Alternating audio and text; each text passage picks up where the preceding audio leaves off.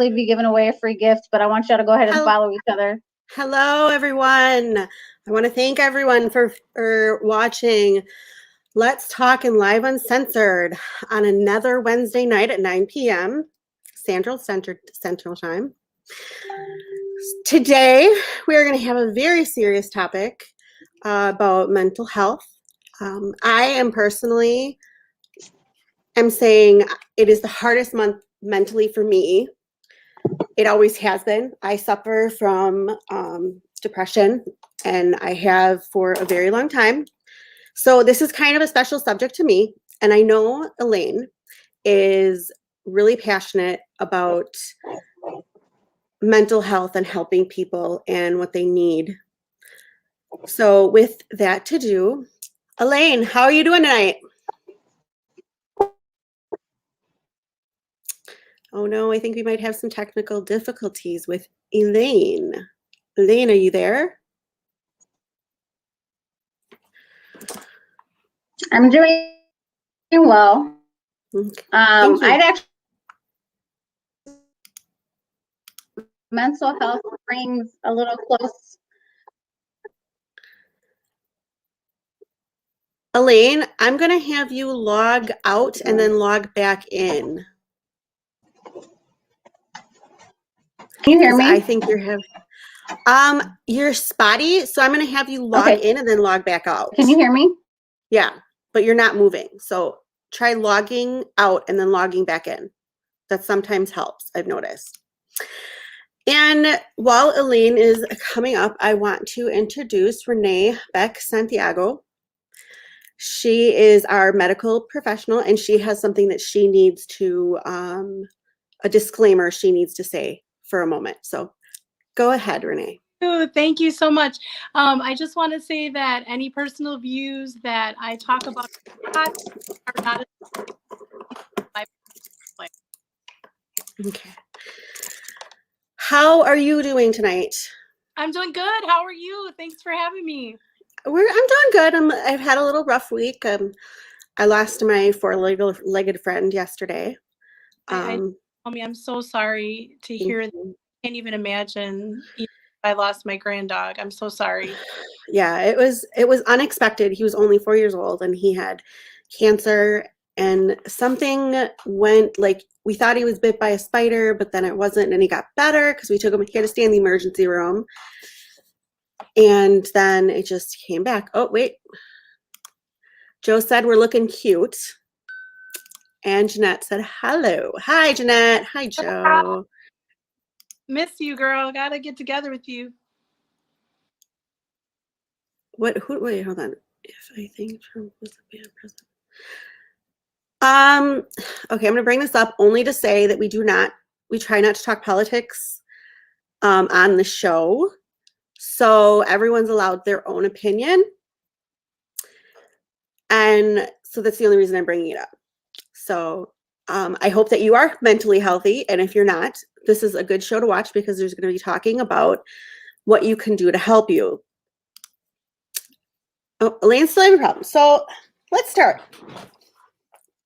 Elaine wanted me to do some research. And I mean, I knew a lot of research to begin with. And I follow a lot of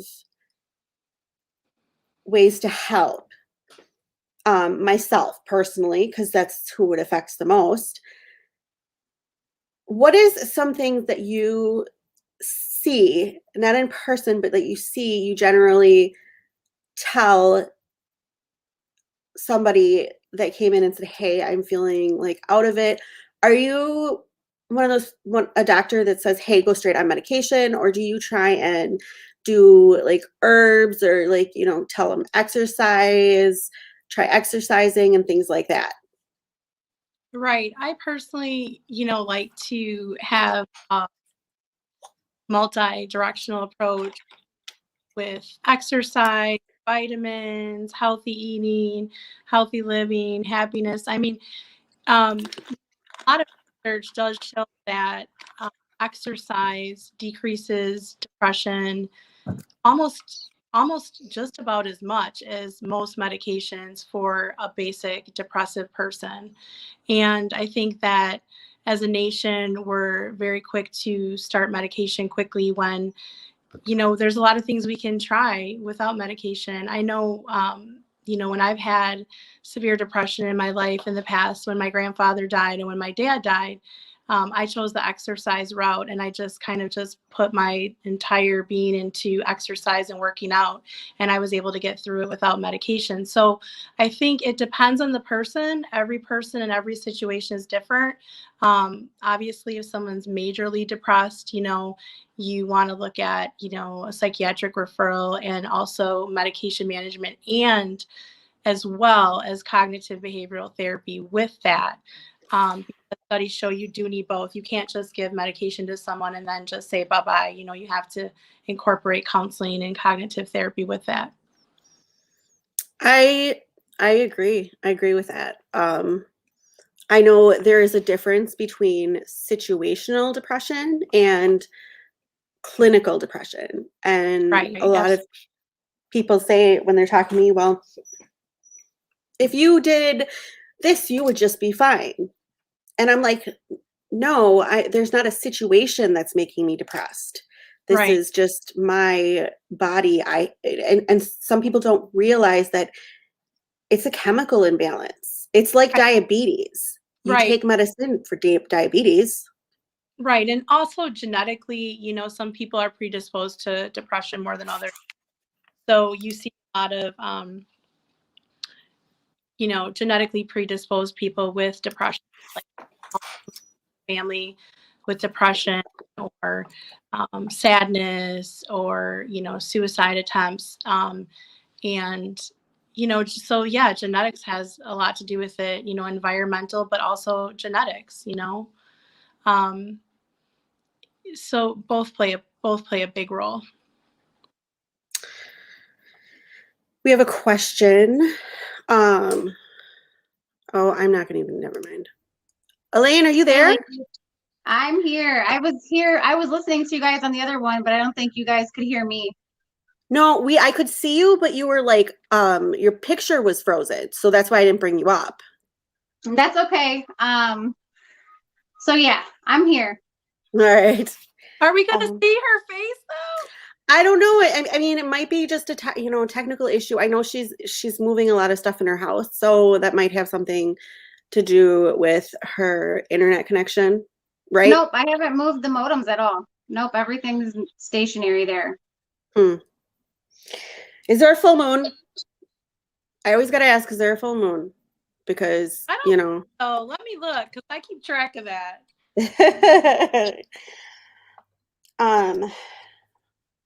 I have 7 things to remember when you're dealing with somebody who has depression or you have depression. And the first one that we talked about that said that it is real and as valid as any physical illness. So, and I used diabetes before in the case that, it's as serious as that. But for diabetes, if you eat correctly and you exercise and you keep active and things like that, you typically, it's easier for you to manage your diabetes. Oh, Elaine, Uverse is giving some people issues today too. So same with depression. If you eat better and you exercise and you go out in the sun, one of the people that people do not realize is going out in the sun does so much for depression. And I had to learn that. It took me years to learn that. Yeah, vitamin D is very, very important. Take vitamin D daily, and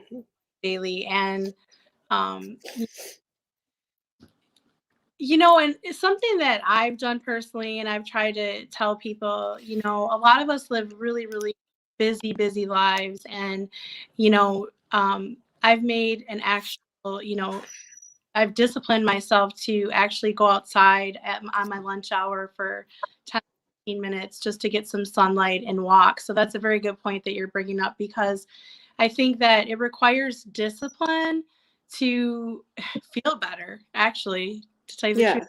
requires discipline. You know, sit and eat my lunch inside, or I could walk outside for 15 or 20 minutes, you know. So you have to make a conscious effort also to feel better, which is hard sometimes when you're clinically depressed, right? Because you can barely get out of bed, you can barely move. So it's not easy to just tell someone, you know, we'll keep it moving, because that could not be the case sometimes. But if you kind of force yourself to do it, getting that sunlight really helps. You know, going to pets for 20 minutes, 30 minutes, you know, taking a walk outside. I try to do it almost every day, and it really helps. Yeah, and I do want to say too, this is not just for depression. This is also for anxiety and other forms. I don't know how well this happened. This is for like schizophrenia or any other mental illness. I guess I'm just going with what I know for depression, and I do have anxiety also. So I can't say for every single one. I know, Renee, can you spread light on like how, like, even if like they have. Well, I think I told you before we started the show, you know, I've been a nurse practitioner. This year will be 10 years, and I've worked part-time in mental health the entire 10 years. And Mhm. I will say that even, you know, my schizophrenic patients, or even my patients with attention deficit, I still say the same thing as far as exercise. Exercise is very important in, you know, our balance and how we feel every day, and our chemicals in our brain. I can tell a complete difference on days that I walk versus days that I don't walk, personally, and how I feel. So yeah, every mental illness, in my opinion, would benefit from healthy eating, healthy living, exercise, good Well, support. there's actually proven facts of some of the stuff that us as Americans eat that lead to chemical imbalances in the brain, and even things such as like erectile dysfunction. Like, a lot of people don't know that the color yellow that gets put into all of the foods and drinks and stuff actually can lead to that, and the color red can lead to a higher amount of what is that, ADHD, attention deficit disorders. So there's like a lot of stuff that we eat and drink that other countries have banned in their country. Absolutely, Elaine. That is a really good point. I mean, back in college, I remember we learned all these terrible things about yellow number 5. You know, like you said, the Yep. yellow. I will not get a Gatorade with yellow number 5. I don't care. Call me weird. Call me whatever you want to call me. But I have associated also my own personal health with things that I'm eating and putting in my body. You know, if I have a week where I'm eating healthy, I'm eating organic, I'm eating grass-fed beef, and you know, and people are like, "Oh, I don't have money to eat like that." Well, you know, I would beg to differ, because you're spending, you know, $20 at McDonald's and you can't buy grass-fed meat, you know. Tonight we went grocery shopping, and I tried to pick out as much as I could organic, you know, because there is an association with all those hormones that are pumped into the cows and the cattle, and the food colorings that we eat. Yellow number 5 is terrible. So totally agree with you with that. Yeah, and I can't speak like, so I mean, I can speak on a lot of mental illness issues. um, I mean, it's hard for children too. I grew up with a family member who is bipolar and has been diagnosed with split personalities, who was highly suicidal, and a manic depressant, like manic, like just overall. And I grew up with a family member that was like that. And so I know kind of like firsthand, like just dealing with that can be, even for the families, it can be very frustrating. It can be very frustrating. It can be very like tiresome for the kids that are in households like that. It can be extremely confusing and misleading in a lot of ways, because you don't know, like, if it's mom or dad or brother or sister, like, why are they so sad? Why are they always angry? Why are they, so yeah, I mean, I've dealt with depression and some anxiety myself, but like for some of the other ones, like, split personality, like you really don't think that's a thing until you've seen it. Like that's real. Like, it's like a switch, like on and off. And you're like, hold on, you don't remember me telling you that? Like, no, like, just crazy, crazy stuff like that. So I grew up in, a household like that with a family member like that. So it was kind of different. Right, right. And like we were talking about earlier about the chemical imbalances that are, occurring with some of our mental health illnesses. There's actual, clinical chemical imbalances that sometimes need to be balanced with medication. So, I'm not saying medicine isn't for, medicine isn't for everyone, but sometimes there's clinical reasons that mood stabilizers and things like that have to be initiated, because otherwise none of the other things are going to work, right? Because the actual chemicals there are not at a baseline to begin with. And so yeah. Monty wrote in here that healthy foods are been historically purposely kept more expensive than the foods that are bad for you. But I agree with that. I do agree with that because and Jeanette also said that she just read that strawberries are the worst due to the pesticides sprayed on them. Mm-hmm. I agree that the healthy food are more expensive, but I also feel like when you make more home cooked meals and you make more organically fed meals, it tends to satisfy you don't have cravings as much for stuff.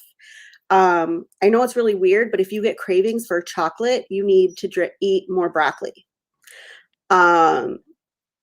It just something about it. I'm going to pull Elaine out again. So, I mean, things like that I know are part of it. And I know that when you don't eat healthy, you're more hungry because the food that's there doesn't satisfy you as well as it would be. Right. Like I agree with you. I can even tell, and I'm sure most of us can tell if it's a week where we're really busy, we're really trying to eat healthy, but we're hitting fast food a lot. I just feel hungry. Like Yeah. I'm always hungry. Like I'm just not fulfilled nutritionally. And that's Right. our body's just craving those nutrients. Right. Now, talking about mental illness, and if you have somebody that is suffering with it, and you people tend to not acknowledge mental illness and think that that's just who, they're lazy or they're, unmotivated, when truthfully, when you have a mental illness, it affects your thinking skills, your intelligence, your feelings, and your relationship skills. So it's not a character flaw in you because you're depressed, but it is something that you can't help because of your chemical imbalance, whether it's environmental, it's it's hereditary, or it's situational, or it's clinical. It's all the same thing. Right. When someone's clinically depressed, if you're, from that old school mentality, old school, parents, grandparents, things like that. Just suck it up. You're good. Keep it going. You'll be fine, And yes, that's great encouragement. But sometimes if you're clinically depressed, it's not gonna work. I am overly irritated with whatever is fucking going on in this place. I swear, it's been like that for 2 days now. For 2 freaking days. I'm so excited to see you, Elaine. I'm like, oh, there she goes. I'm so irritated. Monty said, organically homemade food is not economically possible for those with the lowest income bracket, which coincidentally, somebody say that word for me. Coincidentally. Thank you. Has the highest percentage of untreated mental health. There's a connection there. I completely agree. I 100% agree that that it is harder to get, and it's harder to sustain that. And in essence, organic food isn't the same as farm fresh either. The whole thing just fell down in my house. Go ahead.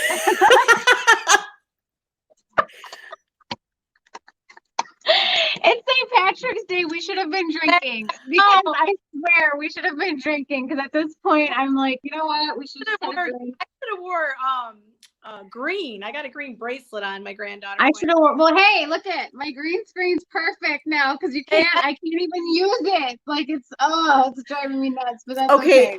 So, listen, I wanted to wear green today. I had an outfit picked out. I was upstairs doing my makeup and my hair. See, look, my eyes are green. And I realized never do green eyeshadow. I think green eyeshadow just would not go with me. You can do anything you want to, sister. Positivity, right? So yeah. Green on today. I see my granddaughter. My daughter's like, "You got nothing green on today, Mom. It's St. Patrick's Day. Your birthday's tomorrow." My birthday's tomorrow, by the way. Oh, happy birthday! And my granddaughter is like, "She's got a green bracelet on, though. She's got a green bracelet." And I'm like, "See, there we go. The positivity, right?" Well, I just started to get dressed and I'm like, Jesus Christ, I have a green screen. I can't wear green. Oh, right. I was like, well. Oh, yeah, you can't wear green. I didn't even think about that. So for my panchito that I lost yesterday, I'm wearing my dog shirt because I miss my dog. If anyone knows. So you did have to put him down? I had to put him down yesterday at 9 o'clock. I went and I brought him in because he was just miserable and he was starting to bloat again.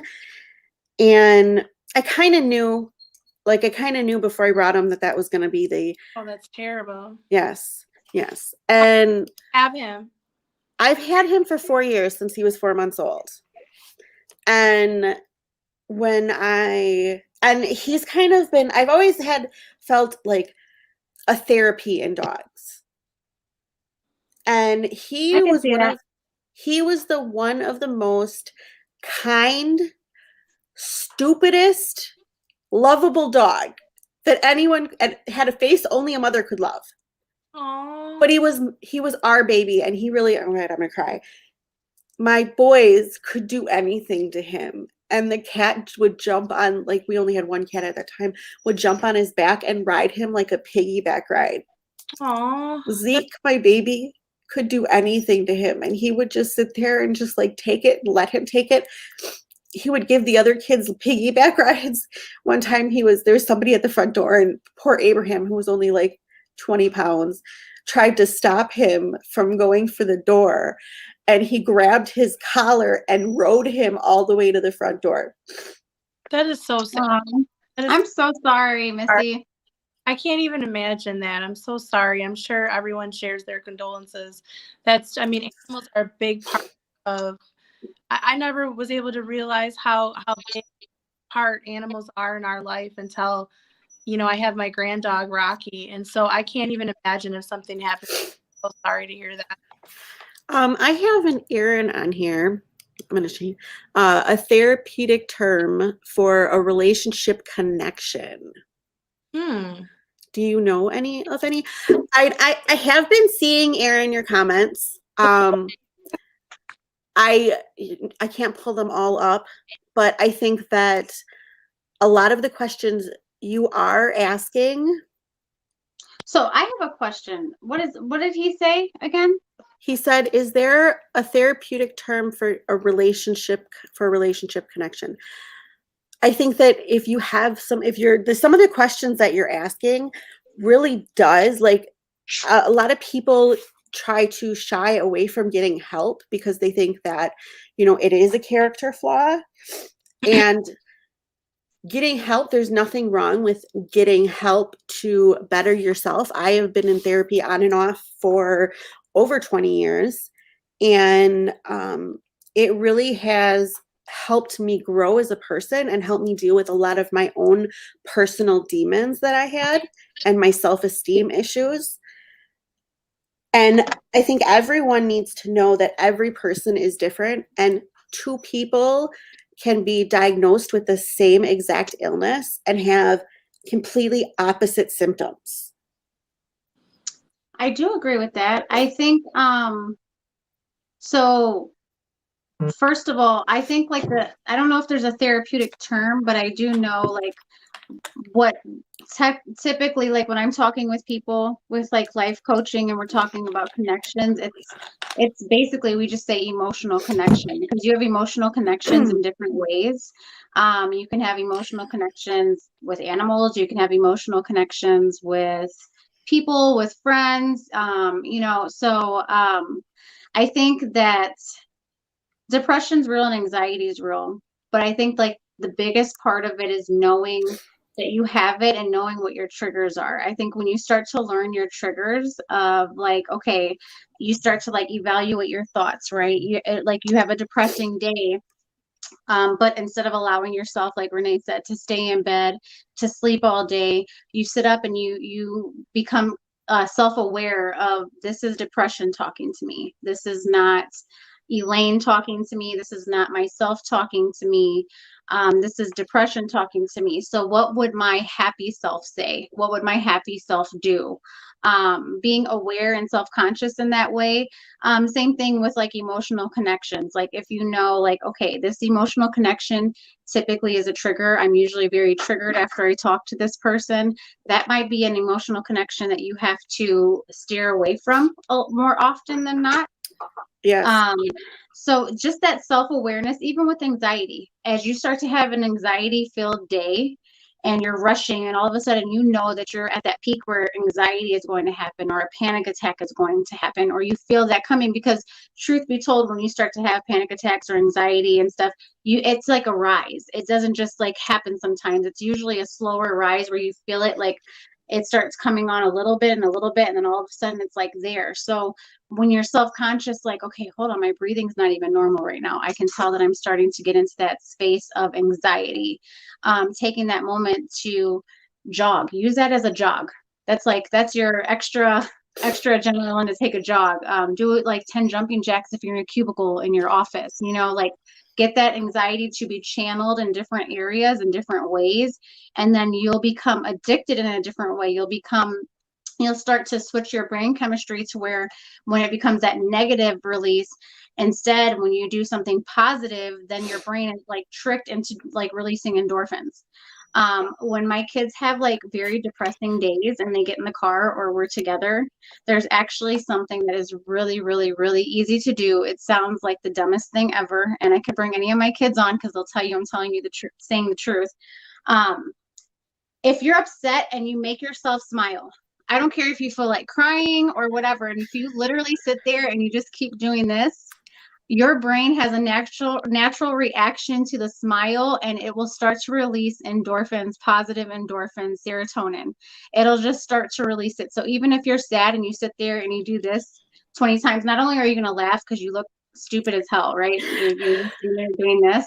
I make my kids hold it. So they'll be in the car and they come in and they're like this. And I'm like, if you're going to have a bad day, I need you to start smiling. And so they'll be like, and they're like, am I done yet? And I'm like, no. And so we end up laughing, right? But it starts to release those different chemicals in your body. So that's like an easy trick to trick your body on down days. Michelle is saying that I need to share memories of Pancho and it will help you the long run. I could hear happiness through the sadness in your greatness. I am very I'm sad he's gone, but the state he was in the last 2 weeks, and before that, he was a spoiled baby. I'm telling you right now, he was spoiled with my boys. So the last 2 weeks that he's been is not a state that I wanted to see him in. And I just knew that was the best thing for him. I knew that he couldn't help the way he felt. And I know that if you keep a dog in pain too long, they're possibly to get mean. Not that I ever thought he would, but I didn't want to have that happen. And, for my fourth point that I have is how can you help a person that has a mental illness? And I'm going to say mine, but then I'm going to ask Elaine and Renee. So what I have on my list, because this is all from National Alliance of Mental Illness Institute, and I am actually going to pull that up. and have it ticking on the bottom for anyone that needs it. So is compassion, being compassionate with a person, realizing that it's not their fault how they feel, and just, they're not trying to diss you or they're not trying to ignore you. They physically can't do some things. Respect them that they're saying, no, I can't, I just need some time. Because sometimes that's all they need. Sometimes people need more. And understanding was another one. Encouragement. So encouragement without, and support without being pushy on it, because they can't do it at that point in time, but encourage them to know that you're always there. What else do you have to say, Renee, to add to that? Because I have a couple also, but I'm going to let you go first. I think, I look at things as a more holistic approach, like multidimensional. Okay. So, you can't tell someone, like we were talking about organic food earlier, you can't tell someone living on $50 a month, this is how you. So every person you need to help individually. So, and for me, when I help someone, whether it's at work or personally, I look at the whole picture. So what are they eating? Are they exercising? Are they drinking enough water? What are they doing to fit some kind of happiness in their day? Do they have a good support system? Have family or friends. A lot of people don't have family or friends and they live alone.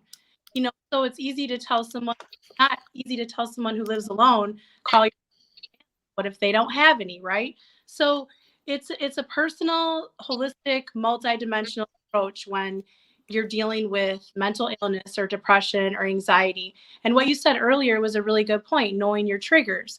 If I'm a patient or myself, for example, I know that I get triggered with anxiety if I don't have control of my day. So I have a list all the time, every day. That helps me feel better. I have multiple lists all day long.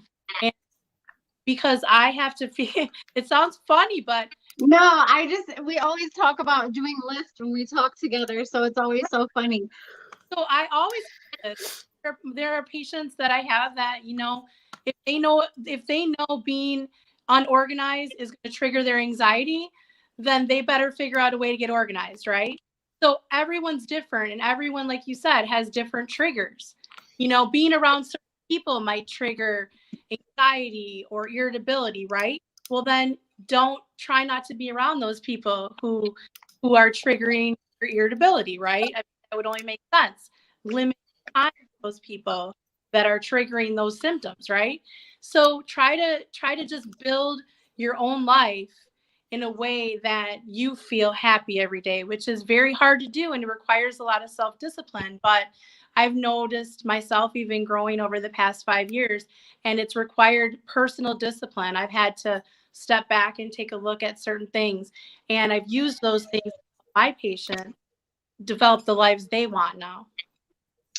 I agree. I'd have to say another thing to be mindful of if you aren't the person that is going through that is to also give yourself healthy boundaries with that person who is going through that.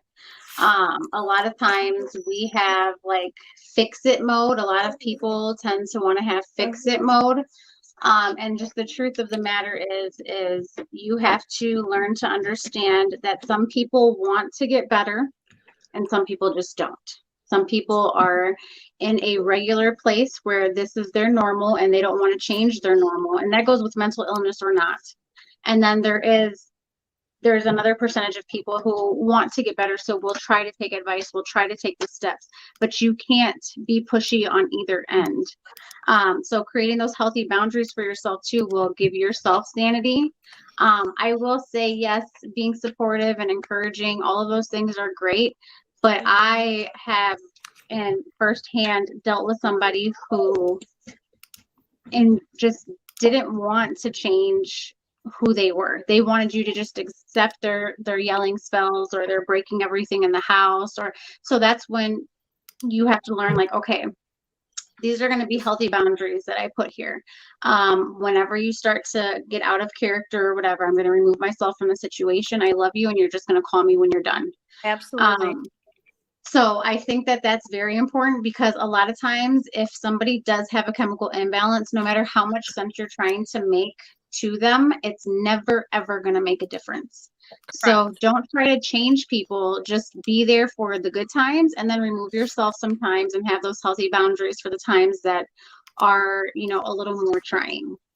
For sure. And I think one thing I really want to bring up is that really, really, really upsets me is,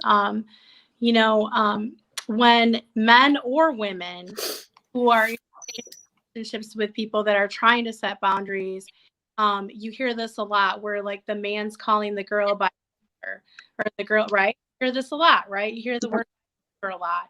And I've been hearing a lot of patients say, oh, well, my husband's calling me bipolar because I'm angry about this, or I'm setting a boundary about this. And now my husband is calling me bipolar, or my wife is calling me bipolar because I'm starting to set boundaries now. And we have to really get out of that. It's very frustrating because there are a lot of people really bipolar, or have a chemical imbalance. And also what's frustrating about it, when someone starts to set a boundary, all of a sudden they're being called names for setting that boundary. No, I'm not bipolar. I'm telling you, this is what's going to happen. Not a mood disorder. And so there's clinical manifestations for bipolar. And if you're not bipolar, it's very frustrating hearing people throw that word around a lot. I do have to agree with you on that. And people also need to understand that using that term shouldn't be used as a joke or to be lightly, because there are people really suffering from that. And that you're never, if you have a mental illness, you're never cured from it. You're just you're just what is the word I'm thinking of? You're not cured, but you're managing it. Yeah, or it's a chronic condition that's managed. I have to disagree with that. Oh, you guys are gonna hate me. I do think that you can be cured from certain mental illnesses. I'm sorry. I do think that with I think so. I think you can be cured from certain mental illnesses holistically. Yeah, I do. I just have to disagree. And I'm sorry, I hate to be like the oddball out all the time. Like, I really do, but I disagree, because I do feel like there are certain things that I've seen people who were completely clinically depressed and suicidal and crazier than what you would think, right? Like, seriously, like just off the wall. Like, you'd be like, whoa, really? And to date, they take no medication. They are the most positive people that I know. People can be cured. Absolutely. Yeah. Maybe situational depression. Yes. No. I mean, I know quite a few people. I mean, and some people would give it to like meditation. So I've had a couple Prayer. people who say God healed them. I know quite a few people actually from like my lifetime who were like severely like manic depressant, had were on a lot of psychiatric medications and stuff, and definitely were cured. Like, are completely different people to date. I can actually physically, like, clinically tell you, in my last 10 years as a nurse practitioner, I have met people that started on medication and all of a sudden, come to you and they're on like 4 medications, and they get their entire life in order with exercise and yoga and journaling and self-discipline and prayer. And all of a sudden they're on 0 meds now. So I have seen people go off all their meds and be able to function. I mean, it's not common, but it does occur. Okay, I guess I would say that it's not. I would agree to say it's not common to happen. Yeah. Yeah, I think it takes a lot of gusto to like really get there sometimes. It's a difficult, and the whole bipolar thing that y'all were talking about. Yeah, I think it sucks when couples or even people or friends say that because you're angry, you're bipolar. Because if you've ever lived with someone who's bipolar, anger is something that happens with bipolar, but typically it's it's worse than anger. It goes like to a all complete low. Like it's not always anger. A lot of times it's like from one moment it's really high, happy, to like the most exciting person ever, to this like completely down in the gutter, like hates life kind of. So it's not always anger. So when people say like, oh, you're bipolar because you're always angry, that's not even like the definition of bipolar. Right. Right. As actual, a huge DSM-5, clinical diagnosis for different categories, that there's different types of bipolar as well. So, right, when someone gets angry or they're upset, setting boundaries, and the word bipolar is thrown around, it's very unsensitive and just wrong, because And some people are just bitches and they're moody, and that's just what the hell it is. Let's just call it what it is. Like some people aren't bipolar, they're just moody as hell and they're assholes, and that's their life. They're mean. with women, a lot of progesterone and estrogen fluctuations that men don't really take into consideration. I mean, let's give a man a shot of estrogen and progesterone, right, every month when their hormones fluctuate, and see how they act, right? Yeah, birth control is huge for mood swings, you guys. Yeah. I definitely know when I am supposed to be getting my period. I mean, I'm on birth control that I don't get it. But when I know, like I can tell my body, it's funny because I got my period. The first time I was 9. And then I didn't get it for another 5 years. It's young. And then I only got it once every 5 years until I was in my 30s. I have PCOS. That's what happens. I was under medication. Everybody knew about it.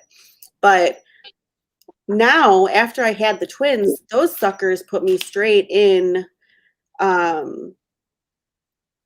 cycle where it's 28 days.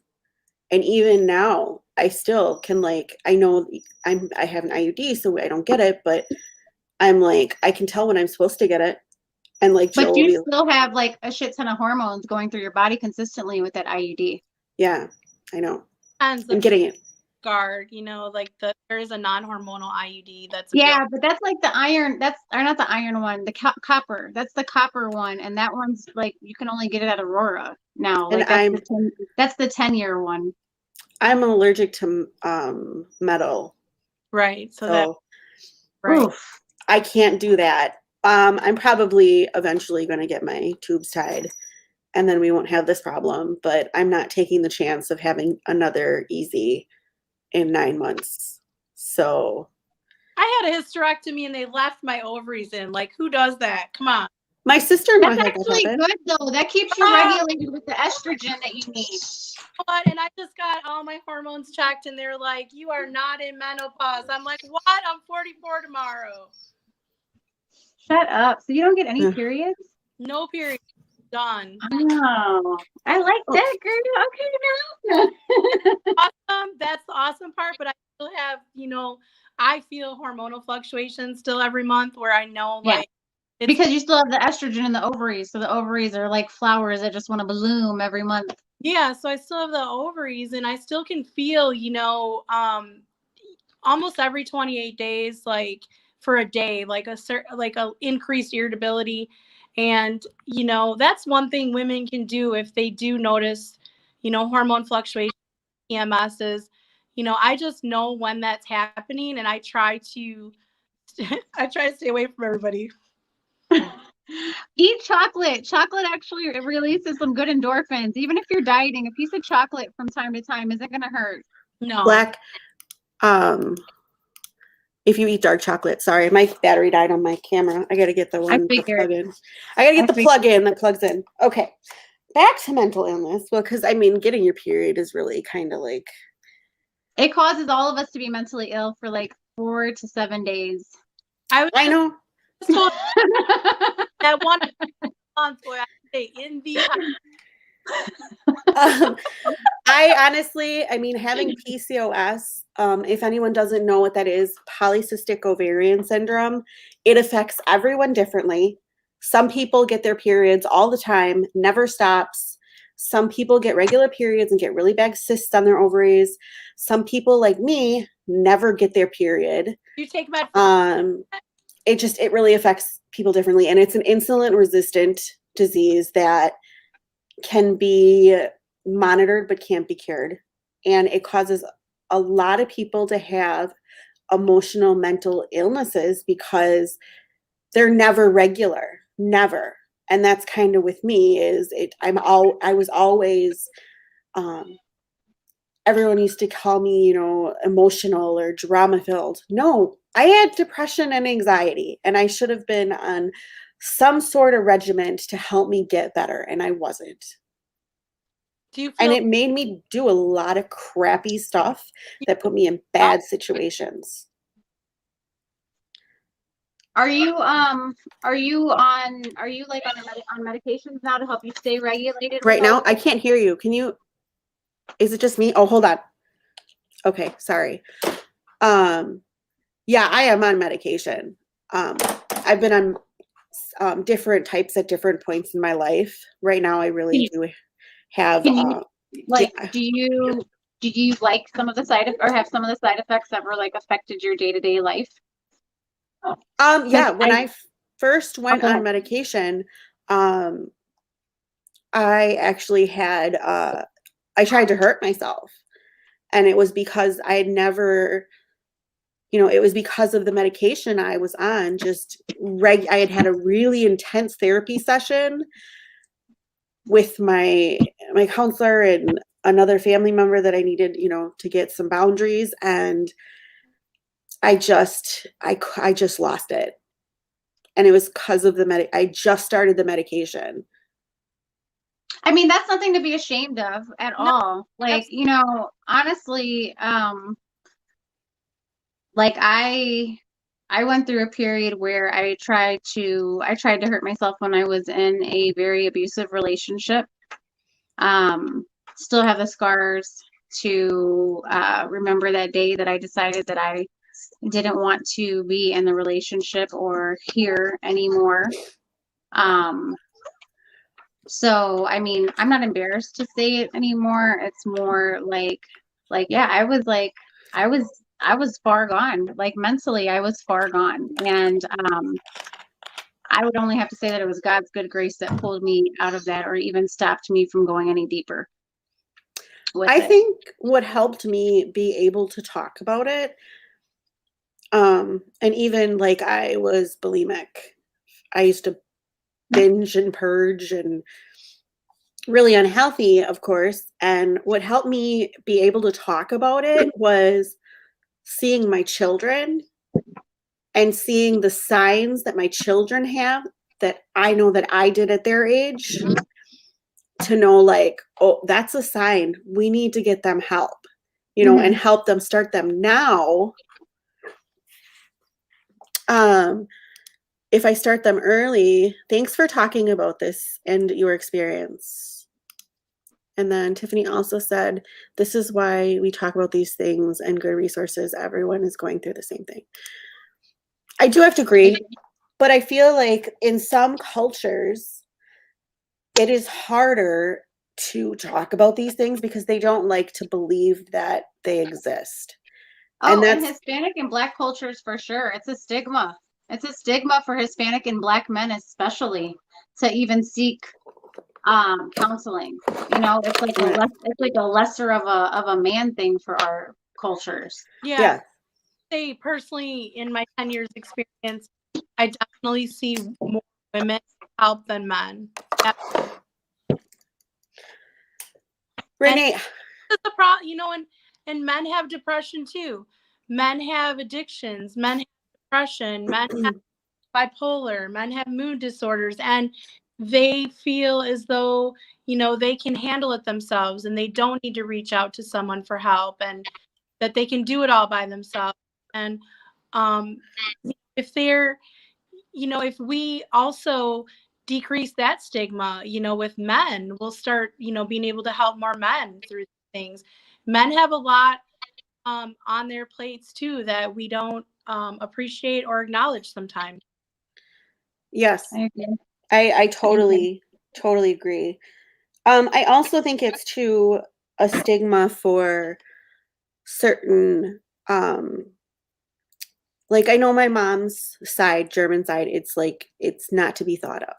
You know what I mean? Like nobody has it. Everyone's strong. We're German. And that's not the case. And I feel like I want, and this is my fifth things to remember is fight the stigma. Fight the stigma that it's bad or that it's there's something wrong if you have it, because it's not. It's really not.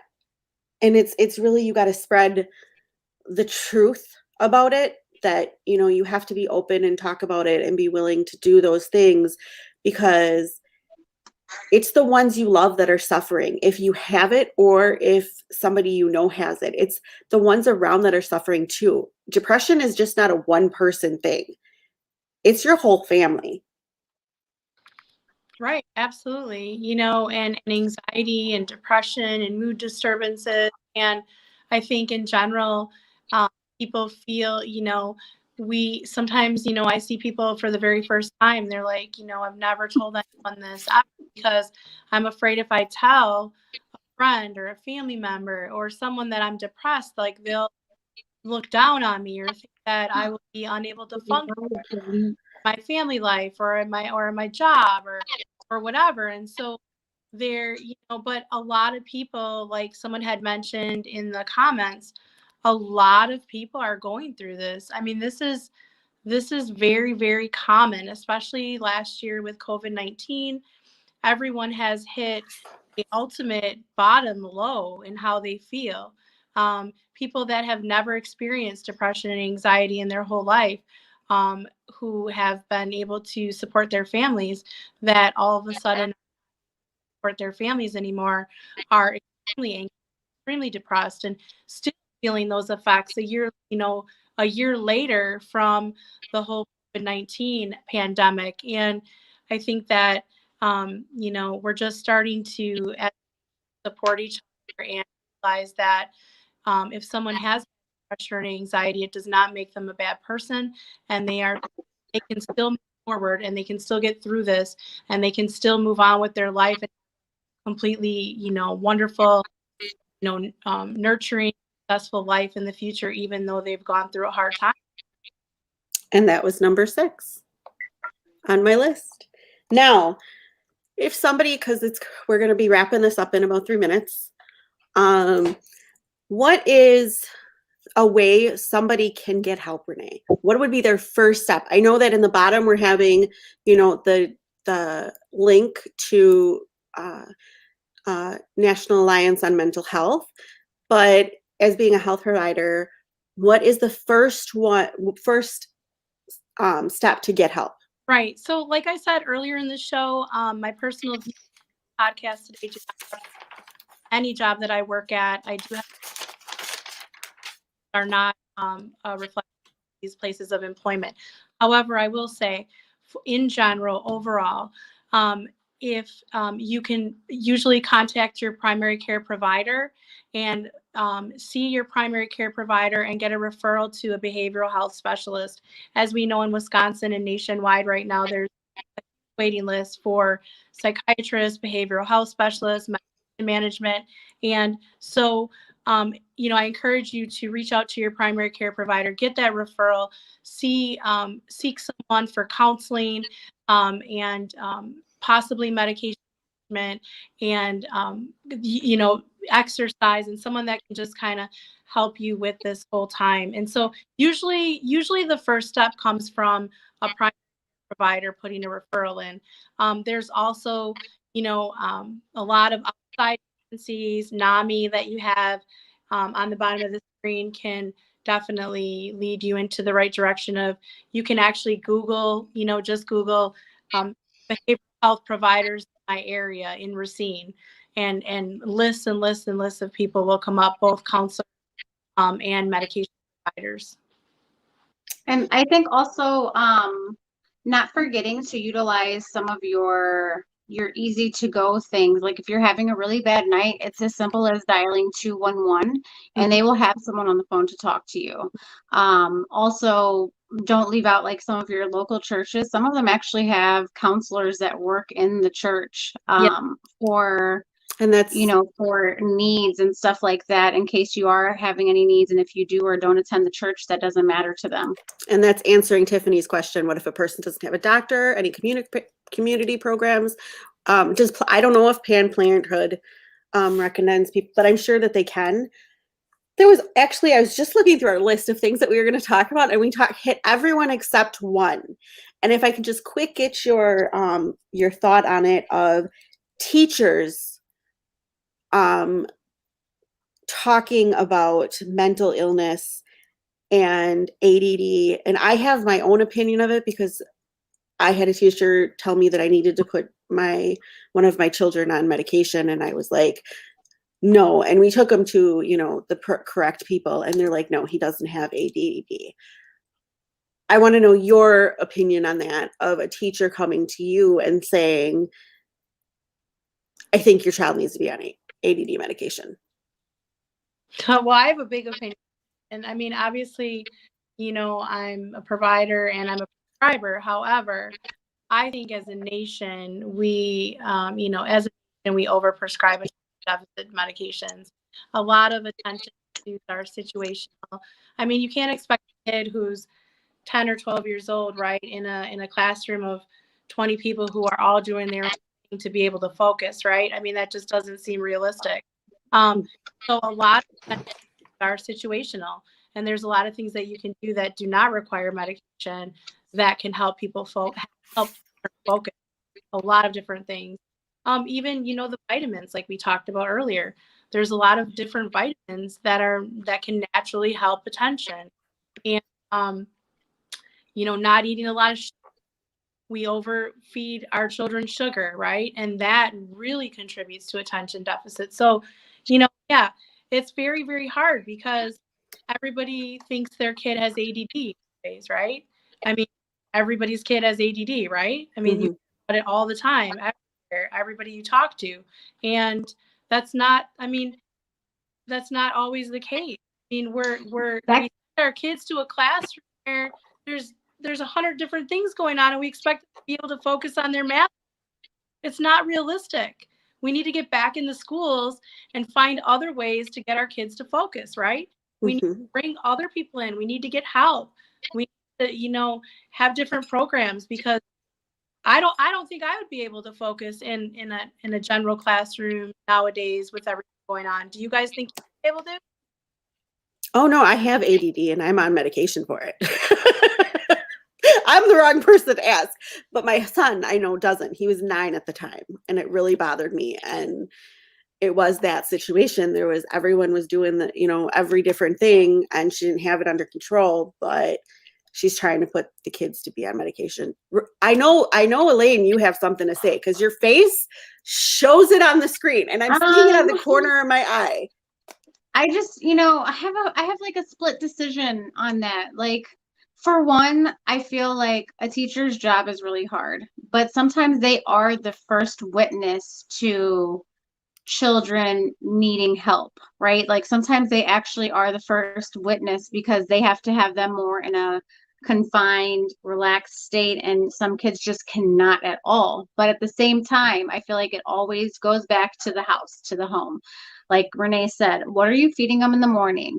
For one. Two, if your child is always at home and they're always inside and just on the video games, and then all of a sudden you take them to a classroom where there's 30, 20 kids, and now their brain is stimulated, now they're stimulated with activity, that's what they're going to do. So getting them outside more at home, that's why a lot of kids are also looked at as ADHD now. Back then, there was a lot less electronics. So where were the kids? They were outside playing all weekend, outside sweating, dying, and wanting to come in for water, and you told them to drink from the hose. They couldn't even come in to drink for water. So then by the time Monday came around, they were sitting their little asses in the chair like they were supposed to, because they're like, okay, I ran around all weekend. Like, when I get out of here, I'm going to go outside and have some more fun. As to where now it's like, a lot of kids just sit all day on a video game at home, or they sit and watch TV all day, and then they go to school and now there's kids running or having fun, and now they're stimulated and they're excited and now they're running, and then mom fed them waffles with a whole bunch of syrup in the morning, so now the sugar level's up there, and then on the way to school they snuck a soda, so they drank that shit almost when they got to the door, and then now Miss whatever Poppy Seed says sit down, and it's like, damn, I want to sit down, but I can't, you know. So Yeah, I do feel that it's a combination of things. I would yeah. agree. There's I mean, both, yeah, for it. And I think Michelle commented she didn't think it was wrong for her parents to bring it up. And in the teacher's defense, are with your kid a very long time, you know. yeah. Yeah. They I might do have a kid- teacher commenting right now. She said she's glad that teachers know about this stuff. She just graduated with her license. And then she says, why is the student doing this? Did they want attention or did they want to avoid something?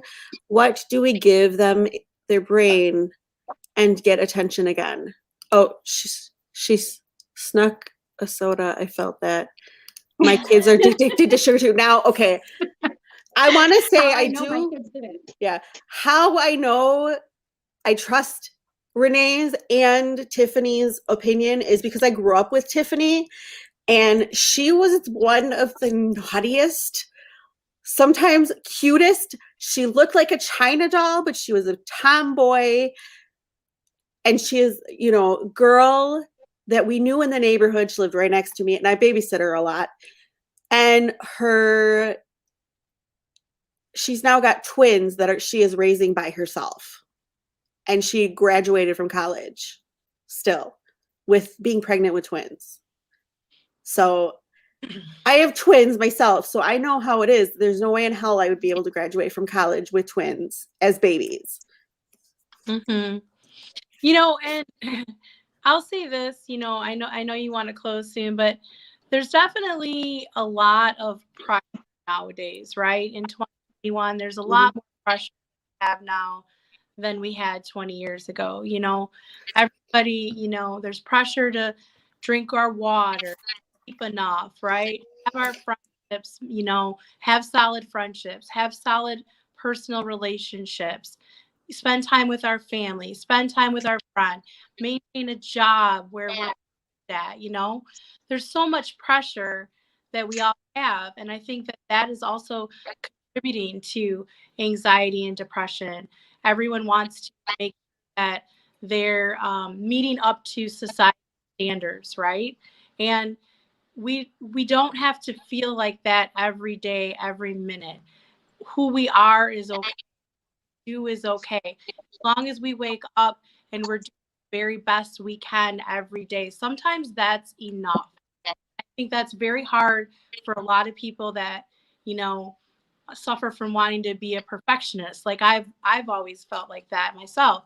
And that contributes to the depression and the anxiety because we all want to do better and be better, right? And so that pressure in itself, I think, is contributing to depression and anxiety a lot more in 2021 than it in years in the past. I do agree. I 100% agree. I would like to have another show to talk more about mental health because I think, like you said, it is. I think that it needs to be brought up that there's nothing wrong with mental illness. So in that saying, I would like to invite you possibly to come to another show with us sometime in a few months or whatnot, and see kind of where everything is, especially with the virus and the kids going back to school soon and all that. I would love to see how you feel about coming back on with us. Oh, sure, definitely. And I think I told you, you know, I was doing, you know, a podcast, Real Talk, and that's still going to be, you know, coming back as well. I have to obviously put my so I've been working a lot of hours in healthcare, and so literally like 60 hours a week sometimes. So I had to put, but my love is still in podcasting. I think it helps a lot of people. I would definitely come back on your show. Definitely will continue them as I am able, for sure. Thank Oh, you. perfect.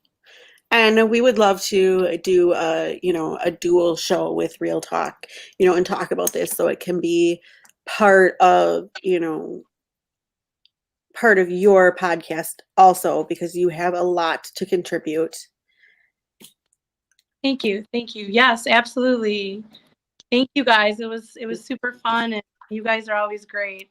I want to thank you. We want to thank you. And we want, to tell you how much we appreciate you coming on to the show. Absolutely. We appreciate you both. You both are doing some great things, and it's just awesome to see you both again. Thanks. And we also want to tell our listeners and our watchers to please go and like Renee's good news page, like Life Uncensored, and like Let's Talk. And we will be on next week on Wednesday at 9 p.m. So have a great week. Get out there and take a walk. If you need any help or you feel that you are lost in any sense, please get a hold of me through my page. I have my phone number on there. Do you have Aubrey's hair? I have my number on my page. Please just give me a ring, text me. I'm there. We're there. There are people that can help you.